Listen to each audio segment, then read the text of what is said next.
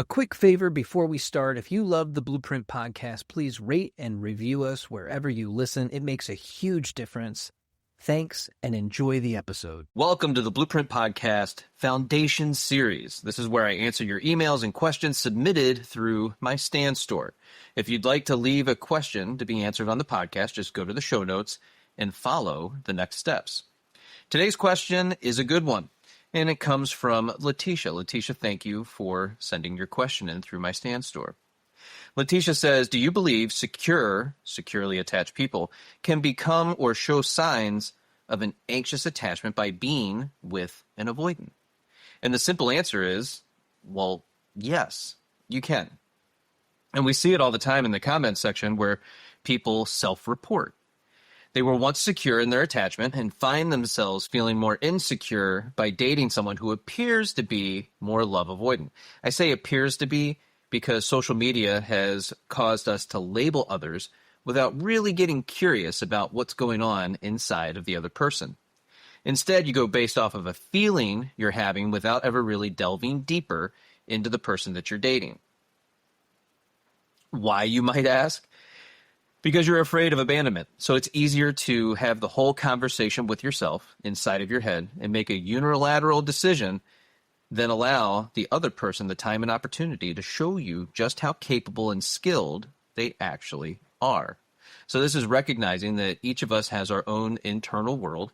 We have our own thoughts, feelings, and emotions, our dreams, hopes, goals, and desires for our lives. And you're beginning to recognize that about the other person. Letitia says, I'm not blaming. I know why he is the way he is, and I'm working with him, but I have never felt so many moments of anxiety with someone I know is madly in love with me. So this is also interesting. You're working with him because he needs to be fixed or changed. I don't like who you are right now. I don't like what's happening in this moment. I certainly don't like the way it feels. So I have to work with and manage this other person and their thoughts, feelings, and emotions and get them to be a particular way in order for me to feel good about this situation and this person. But the thing is, I know you mean this in a very benign way, but I'd be curious to know more about your past relationships and the circumstances surrounding them. Sometimes we think we are secure in many respects until we aren't. And another part of you gets revealed for the first time. This can be for a lot of reasons. Maybe that person is inconsistent and tends to pull away after being close. That will activate these feelings of anxiousness. A common statement by someone who is more anxiously attached is, I know the other person is madly in love with me. I know they aren't faking that. And if it hasn't been stated or shown, my question would be, how do you know? What are the key indicators for you to feel love from someone else? And this is where I would encourage you to go listen or watch my video on the 8 types of love. Letitia then says, I've learned, don't chase, get to living my life. When he's in a mood of isolation, I'll go to a museum, a movie, shop, and he'll reach out like, oh, hey, when are you coming home? And of course, she puts a LOL at the end of that. My answer to this is I love this response to his pulling away. You're doing exactly what you should be doing, taking that spotlight off of him and turning it back onto you. You're making yourself a priority again, and no one is on a pedestal above you, which is something very common that someone who is more anxiously attached will do. They put that person on a pedestal, and then, and Aaron Doughty says this all the time, whoever you make a celebrity is going to treat you like a fan. So you're making yourself a priority again. No one's on a pedestal above you, and you recognize the capacity of the other person, that it doesn't mean that they don't love you. And capacity is one of those things in understanding of the capabilities of the other person from an emotional standpoint. It's going to be different than yours. This is often where the disconnect is between someone who is more anxiously attached versus someone who is avoidantly attached. And then, of course, we get into the anxious and avoidant trap. The biggest thing here is that you know that the other person is going to come back. All the while, you're doing the things that you enjoy, spending time regulating your nervous system, not taking the pull away personally. And sure enough, he reaches out when he's ready to connect. And that's a lesson for all anxious attachers out there, is in recognizing that when you take care of yourself physically, mentally, emotionally, and spiritually, when you make yourself a priority, oftentimes when you allow yourself to self-regulate and pull back a little bit when your avoidant partner pulls away, they tend to come back just a little bit faster, but in their own time.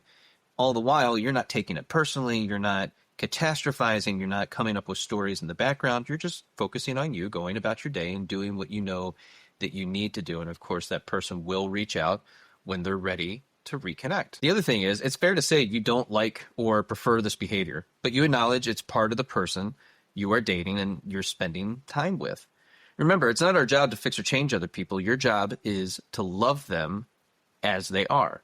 This is how we get to this place of, again, understanding that the other person is a whole person with their own hopes, dreams, goals, desires, wishes, and prayers. And you have an expectation of how things should be. And when things aren't the way that you think that they should be, you get really disappointed and frustrated. But you have to understand that's a story that you're telling yourself about your dream in the future. That's not the actual reality that's happening in the moment. Letitia says, I understand his fear of needing another is deep-rooted, so I'm showing him by action I'm here, at the same time making sure I don't take his distance personally, because he definitely shows and tells me when he can, he knows it is him. So there's a little bit of, self-blame and acknowledgement at the same time that, his behavior is having a negative impact on the relationship. And that's based off of feedback from the other person, guiding, mentoring, coaching, leading, helping, assisting him in his deficiencies. But it sounds like he's in a place where he's more than willing to learn, grow, expand, and develop himself a little bit further, but it's not easy. And that's a sign of a good relationship, is in recognizing that you are working on this together and navigating the situation, because you both want to be together. You want to be in this relationship. You like and admire the other person. You respect them. You want to spend more time with them, but you have to learn how to navigate each other. Again, physically, mentally, emotionally, and spiritually. So obviously there's some details that I'm missing here about the overall quality of the relationship from your perspective, but it sounds like you guys are working together. You're working on things separately, and you're not taking anything personally. That is what earning a secure attachment actually looks like, but it's important to make sure you are comfortable with this type of relationship. The key question is always, if nothing changes over the next 50 years, and today is the same as tomorrow with the person that you are with, is that okay? Far too many people enter into relationships with others expecting them to change or be different, when you should be asking yourself, do we have a shared mission and vision? Are our values the same or similar enough for your liking? And do you like and admire the other person? It's so interesting to me that people will get into relationships with people that they don't really like or admire, and then get frustrated when things don't go the way that they wanted them to. And of course, the excuse is always, well, people reveal themselves over time. Yes and no. More often than not, within the first few weeks of dating, there were signs and signals that you ignored, and that was your body and your nervous system, even your mind. A lot of the times, the logical player is in there, and it's telling you, hey, we don't like this. We don't really want to do this. We don't really appreciate this. This isn't the type of relationship we actually want to have with somebody.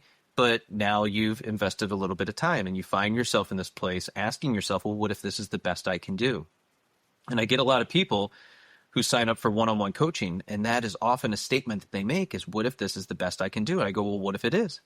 And how is that fair to the other person? If the other person is loving you and trying to be in a relationship with you, and they're showing up for you, and they're doing all the things, it's never going to be good enough for you, because in your mind, you're thinking that you can do better.